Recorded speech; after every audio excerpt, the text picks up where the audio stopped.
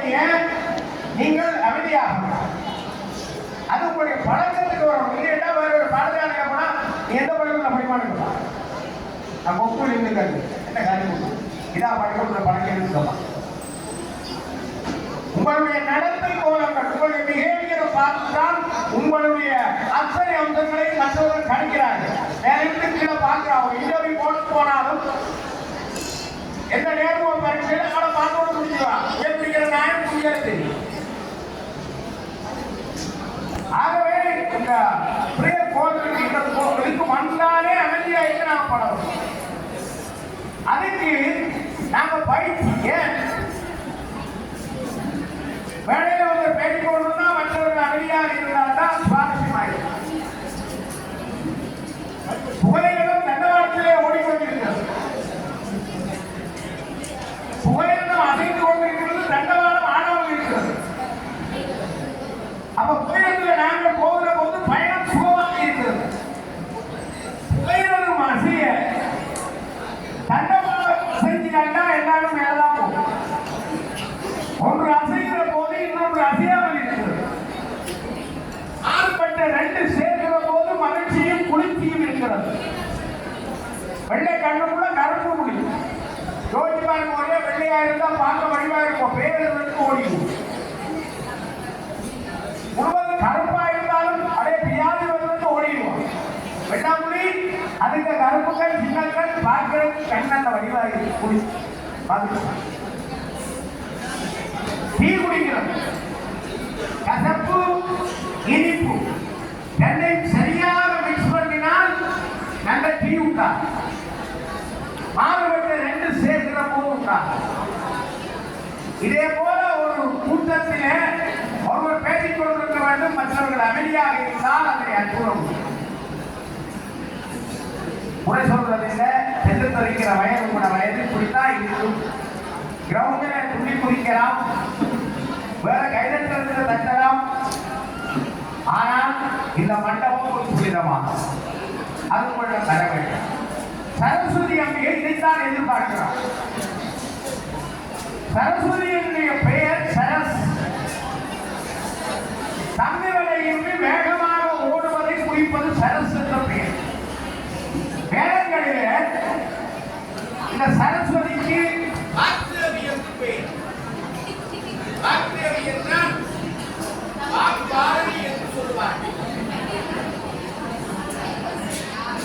புராதனமான பேர் சரஸ்வதிக்கு வாக்கு. பின்பு சரஸ்வதி, கலைவாணி, பாமகள், நாமகள், சாவித்திரி, காயத்ரி, எத்தனையோ பேர். இந்த வாக்தேவிதான் புராதனமான பேர். சரஸ்வதி எப்படி இந்தியாவில் ஒரு வழி இருக்கிறது வழங்கியாது. சரஸ்வதி, யமுனை, கங்கை மூன்றும் வந்து சேர்கிற இடம் திரிவேணி சங்கமம். அந்த மூன்றும் வந்து சேர்கிற இடத்தை திரிவேணி சங்கமம் என்று குறிப்பிடுவார். அந்த இடத்துல தான் கும்பமேளா நடக்கும். எத்தனையோ போன முறை 40 கோடி மக்கள் ஒன்று கூடியிருக்கிறார். அதே இந்த சரஸ்வதி நதி தண்ணீரை இல்லாமல் ஓடுகிறது. நாங்கள் தேங்கி இருக்கிற நீரை விட ஓடுகிற நீரை குளிக்கிற போது மகிழ்ச்சி இருக்கிறது. பழைய காலத்திலே பெண்கள் அதிலே நீராடினால் கூந்தல் நின்று கூந்தல் வரமாட்டார், நதி ஓடிக்கொண்டிருப்பார். தூய்மையான நீர் அதிலே தீர்த்தமாகிற போது சிறப்புண்டாகும். சரஸ்வதி எங்களிடம் தேங்காத எப்போதும் அழைக்கிக் கொண்டு படுத்துக் கொண்டிருக்கிற ஒரு அணியை தருகிறார். அதனாலதான் அவர் பேர் சரஸ்வதி. தேர்காமல் படிப்படியாக மேலும் மேலும் வளர்ந்து கொண்டிருக்கிற அறிவை பெறுவதால் அவருக்கு சரஸ்வதி பேர். ஆளும் வளர வேண்டும், அதுக்கும் வளர வேண்டும். அதற்காகத்தான் சரஸ்வதி அந்த நாமத்தை, எத்தனை நாமம் இருந்தாலும் அந்த நாமத்தை சிறப்பாக சொல்கிறோம். ஆகவே பிள்ளைகளே, இந்த சரஸ்வதியை தியானம் பண்ணுகிற போது எங்களுடைய அறிவு படிப்படியாக வளர்ச்சி அடைகிறது. சரஸ்வதிக்கு சிருஷ்டி கர்த்தாத்துவ மூர்த்தி என்று ஒரு பெயர்.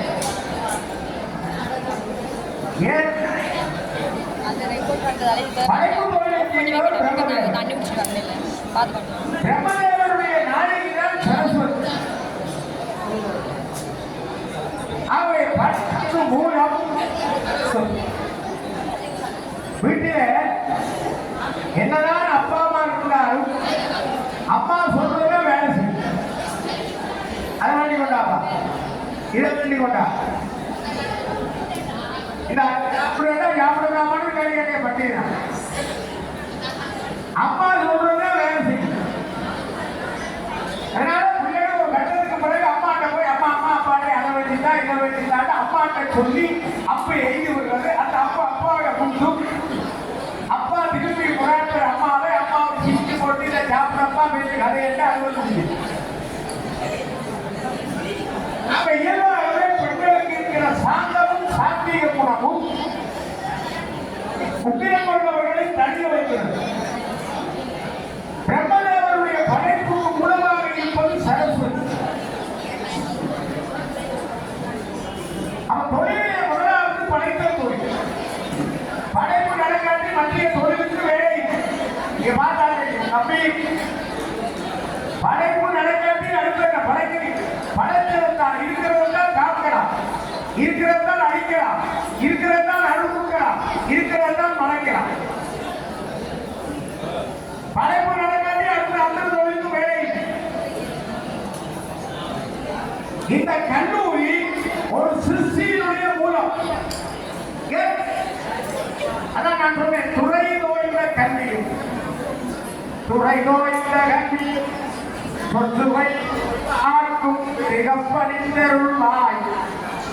படரூர் கடலும் கேட்கும் செலுத்தவள் செல்வமும் தொண்டர் சென்னாவின்று காக்கும் கருணை கடலே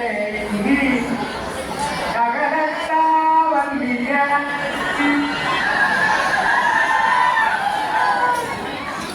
இப்ப உங்களுக்கு ஒரு ஆனந்தம் இருக்கு, உங்களுக்கு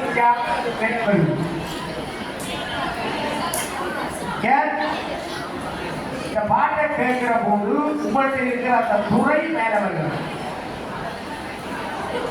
காரணம் வந்து சொல்லுவார், 9 வகையான மும்மதி பொருள்கள் பிள்ளைகளும் இருக்கு. சில பேருக்கு மருத்துவத்தில் விருப்பம், சில பேருக்கு ரத்தம் கண்டா மயங்கி விடுவான். அவன் மருத்துவம் படிக்கவும் இல்லாது போகவும் இல்லாது டாக்டர் வேலைக்கு ஓட வேண்டும். சில பேருக்கு இன்ஜினியரிங் விருப்பம்,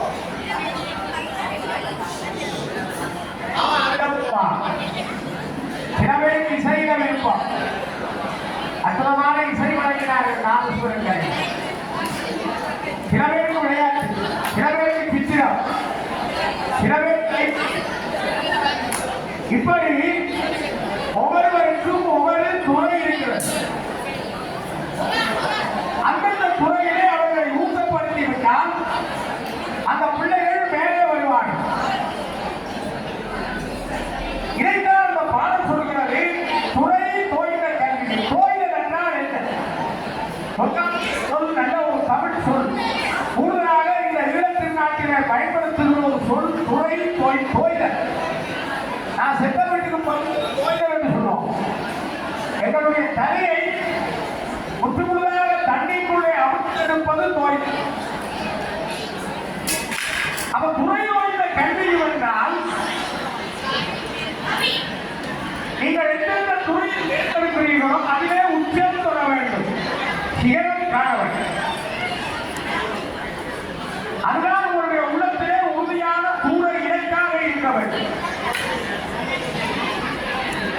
அப்பாவுடைய திணிப்பு, அம்மாவுடைய திணிப்பு அல்லது மாமா வேலை அதிகத்த திணிப்புகளுக்கு அல்ல கல்வி.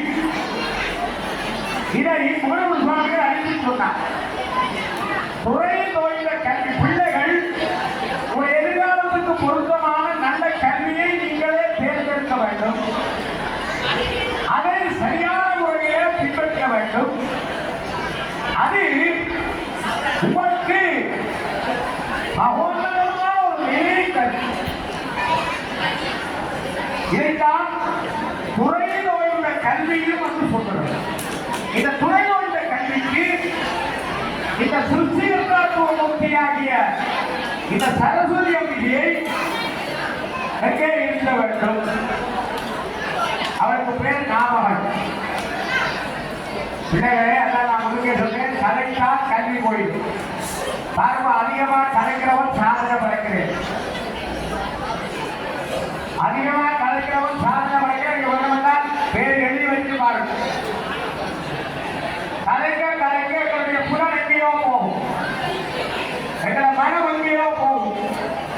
எங்களுக்கு கிளைக்கிற ஆற்றல் குறைவு. இன்றைக்கு பிள்ளைகளுக்கு எல்லாம் கிளைக்கிற ஆற்றல் குறைவு.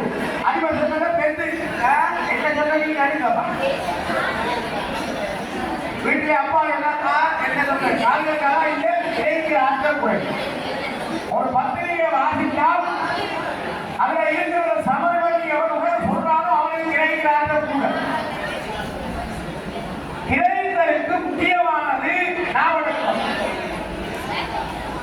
யாகாவாராயினும் நாகாங்க நாகாங்காங்கால் சோகாம்ப சொத்திருக்கப்பட்டு என்று வள்ளுவர் சொன்னார். இந்த இடத்திற்காக நாங்கள் நினைத்துக் கொண்டு நாங்கள் எதையும் பேசக்கூடாது. சரஸ்வதி எங்கே இருக்கிறார்? நாட்டிலே இருக்கிறார். பிரபலவனுடைய நாவிலே இருக்கிறார். ஒவ்வொரு ஜீவராஜனுடைய நாவிலும் இருக்கிறார். ஆகவேதான் சரஸ்வதி இந்து மதத்துக்குரிய கடவுள் அல்ல, உலகத்திலே இருக்கிற அத்தனை மனிதர்களுடைய நாவிலும் அவன் இருக்கிறார். நாமகள். இந்த நாட்கள் பாடுவதால் பின்பு பாமகள். இந்த நாட்டை நீங்கள் காப்பாற்ற வேண்டும். நாட்டு நன்றாக சாப்பிடுவதற்கு உதவும் என்று நீங்கள் நினைக்கலாம். எல்லாரும் கேட்டா விஷயம் சாப்பிடுறது தான் நாட்டு சாப்பிடுறதல்ல. இந்த நாட்டு புண்ணியம் செய்ய வேண்டும் என்றால் தேவையில்லாத வார்த்தைகளை நாக்கால் கலைக்கக்கூடாது. கலைத்தால் சரஸ்வதிகள் அச்சம் அகற்கிறது என்று அத்தனை ஒரு பொருள். நாங்கள் வரவேற்பு சொல்றது ஒரு வீடுகளில் இருக்கலாம், ஆசிரியர் இருக்கிறார்கள். தங்களோட பிள்ளைக்கு சரஸ்வதி கலாச்சாரத்தை நீக்கி வைப்பதை பெற்றோர்களை செய்வார்கள். வீட்டில பிள்ளைகளை பார்த்து உதவி, கரியர், சரித்திரம் இப்படி எல்லாம் திட்டுறது. இப்படி திட்ட திட்ட அந்த பிள்ளைகள் அதே வடிவமாகிவிடும். பாவனையாற்றோடு சரித்திரத்தோடு எளிமையாக உதவியோட உதவியாக மாறி, குற்றாலையோட குற்றாலா மாறி, விஜயாவியோட விஜயா மாறி. ஒரு நாளும் இந்த நாட்காலை இப்படி திட்டக்கூடாது. உங்களுடைய நண்பர்களை கூட திட்டக்கூடாது. ஆயிரவரை திட்டார்கள். யாரையும் வாழ்த்த வேண்டுமே தவிர நீ நல்லா இரு, நல்லா படி, நல்லா வாழ், நன்றாக இரு என்று வாழ்த்த வேண்டுமே தவிர எந்த காரணம் கொண்டும் வாயாரை திட்டக்கூடாது. அம்மா திட்டினால், அம்மா இந்த பிள்ளைனாலே நான் நல்லா இருக்கணும் விரும்புறியா அப்ப என்ன திட்ட அறிவுரை சொல்லு. இப்படி இருப்பில்லை, இப்படி செய்ய என்று சொல்லு. இனிமே அதை முடிவெடுத்துக் கொள்வோம். ஏன் இந்த பெற்றோர், அது பெற்ற தாயின் தந்தையின் திட்ட திட்ட அந்த 7 தலைமுறை சரஸ்வதி கலாச்சாரம் இல்லாமல் போய் ஒரு தலைமுறை அல்ல. நான் ஆளுநர்களாக சொல்லவில்லை, பல புராணங்கள் பல நூல்களில் இருக்கிறது. சரஸ்வதி நாட்டிலே இருக்கிறார். திட்ட திட்ட இந்த நாட்டுக்கு பொருத்தமில்லை என்று சரஸ்வதி போய்விடுவார். நீங்க பேச்சு தனியாக இருந்தாலும் கல்வி வராது. ஆகவேதான் வள்ளுவர் சொன்னார், யாகாவார் ஆயினும் நாகாக்க. ஆராய்ந்தால் நாட்டை காப்பாற்றவும், நாட்டை காப்பாற்றாச்சு போகாமல் சொல்லிருக்கப்பட்டு வாழ்க்கையை. ஏனென்றால் இந்த கல்வியால் கொடுக்க கொடுக்க குறையாது, அதெல்லாம் கொடுக்க கொடுக்க குறைக்கும். பொண்ணோ பொருளோ பெண்ணோ உணவோ சாப்பிடாம இல்லாத. ஆனால் பொட்டனை தூரும் மனக்கேளை மாந்தரம் கட்டளை தூரும் கல்வி என்று சொன்னது போல கொடுக்க கொடுக்க குறையாம இருப்பது கல்வி.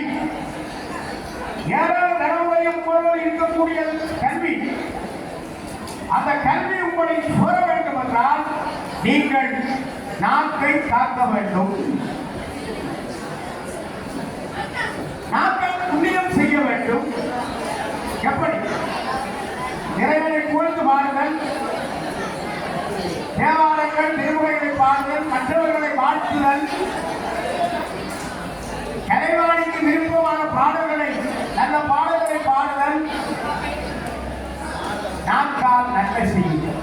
முன்னைய காலத்திலே வேடு முழக்கிற போதும் நாக்கிலே வேதோ அல்லது சூரத்தாலோ ஓமன்ற பிரேமத்தை எழுதி அச்சரம் போட்டுத்தான் புதியவர்கள் கல்வி வேடு முழக்கினார். இப்ப அது இல்லை.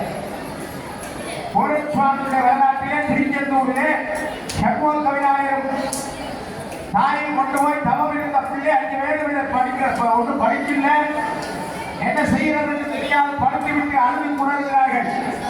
உலகிற்கு யாரென்று என்பதும் தம்மக்கள் மனதைச்சும் கேடாதவர்கள் வருவன் சொன்னார். பிள்ளைகளுடைய மனதை சொல்லுக்கு எதுவும் ஈடாகாது. சொல்லு அந்த மனதை சொல்லை கேட்க முடியாமல் இருக்கிறதே என்று தவித்து அழுது ஆறாக தண்ணீர் ஓடுகிறது. ஒருவன் கையிலே வேல் கொண்டு வருகிறான், நாட்டை விழுங்கிறான், நாட்டிலே தேனை தடவுகிறான். இந்த முறை நல்ல கலை என்றால் முப்புறப்பிலே தேனால் சரஸ்வதிக்கு அபிஷேகம் சத்திய புண்ணியம் என்று சொல்வார்.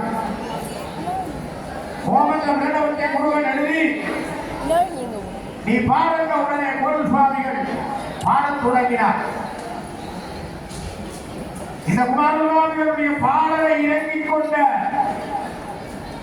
அதுல மீனாட்சி அம்மாள், அந்த மீனாட்சி அம்மாள் ஆலயத்துக்கு கோவில் சுவாமிகள் போகிறார். வசந்த மண்டபத்திலே அவர் அன்றைக்கு மீனாட்சி அம்மை பிள்ளை தமிழ் பாடப் போகிறார். தமிழிலே முதலாவது பிள்ளை தமிழ் வடிவம். இந்த பிள்ளை தமிழ் என்ற வடிவத்தை அறிமுகப்படுத்திய சுவாமிகள் மீனாட்சி அம்மையை 9 வருகை மங்கை மடத்தை விரும்பை மேடப்பள் என்று 9 வகை பருவங்களிலே பாட இருக்கிறார். இந்த நேரத்திலே அங்கே ஒரு பச்சை பாவாடை உடுத்தி பெட்டை போட்டு முத்துமாலை கழுத்திலே அணிந்து அழகான கொண்டை மூடி சின்ன பிள்ளை ஒன்று வருகிறது. ஒரு பக்கத்திலே திருமண நாயக்கர் மன்னன் இருக்கிறார், ஒரு பக்கம் சுவாமிகள் இருக்கிறார், பார்வதிக்கு இருக்கிறார். அந்த பிள்ளை அங்கே நடந்துவிட்டு ஒரு சுவாமியுடைய மடியிலே ஏறி அமர்ந்து கொள்கிறது. சுவாமிகள் திருநாயக்கம் மடியிலே அமர்ந்து கொள்கிறது. ஒரு சுவாமிகள் மீனாட்சி பிள்ளை தமிழை பாடுகிறார். பாட பாட இந்த பிள்ளை தலையை அசைத்து அசைத்து அழகாக கேட்டுக் கொண்டிருக்கிறது. கேட்டுக்கொண்டிருந்த பிள்ளை ஒரு பாடலையும் ரசிக்கிறது. பெருந்தே நிலைக்கு நட கூந்தல் பிடியே வருக முடியாம பெருக்கே வருக பிறகு கொம்பா குப்பை துணைக்கு நான் இருந்தே வருக மும்முறைக்கும் வித்தே வருக வித்துன்றி விளைந்த பரமானந்தத்தின் விளைவே வருக பனைமலையின் குருத்தே வருக அருள்வழுத்த கொம்பே வருக திருக்கடைக்கண் முடித்த கருணை பெருவண்ணம் உடைவார் புறவை பெரும்பிடிக்கோர் மருந்தே வருக மதுமுதலை மதுரை கிரியே வருகவே அணியத்துவதன் பெற்ற பெருவாழ்வே வருக வருக என்று பாடுகிறார். பாட்டு பாடி முடிச்சோடனே இந்த குழந்தை கருத்திலே இருந்த முத்துமாலியை கலட்டி குமாரூர் சுவாமியுடைய கருத்திலே போடுகிறார். போட்டுவிட்டு மன்னருக்கு கை காட்டி விட்டு திடீரென்று பார்த்தால் குழந்தை மறைந்து விட்டது. அப்போதுதான் மன்னன் திகைத்தார். என்னை தேடி வந்தவள் அம்பாள். அந்த அம்பாள் மடியிலே ஏறி இருந்திருக்கிறாள், எனக்கு தெரியவில்லை. என் மடியிலே இருந்து தலையசைத்து இந்த குமாரூர் சுவாமியுடைய பாட்டை கேட்டிருக்கிறார். மன்னித்தவளை பாண்டி நாட்டினுடைய சொத்தாகிய முத்துமாரியை கலட்டி போட்டிருக்கிறார். அன்னே நான் செய்த புண்ணியம் என்ன? ஏன் அம்பாள் வந்து திருமணநாயக்க மன்னனுடைய மடியை அமர்ந்தார் என்றால் அதுக்கு ஒரு காரணம் உண்டு. அதுல மீனாட்சி அம்பாள் ஆலயத்தை 11 ராஜகோபுரத்துடன் இன்று உலகத்தில் இருக்கக்கூடிய ஒரு கோயிலாக கட்டின பெருமை திருமணநாயக்க மன்னனுக்கு உண்டு. அதை மதித்து அன்னை வந்து மடியிலே இருந்தால் தன் கழுத்தில் இருந்த முத்துமாரியை பொருள் போட்டால் அது சரதாராவிலே நாங்கள் பாடிக்கொண்டிருக்கிறோம். அன்னை கூப்பிட்டார் வந்து எங்களுக்கு வேண்டிய எதையும் தருவார் என்பதற்கு சான்று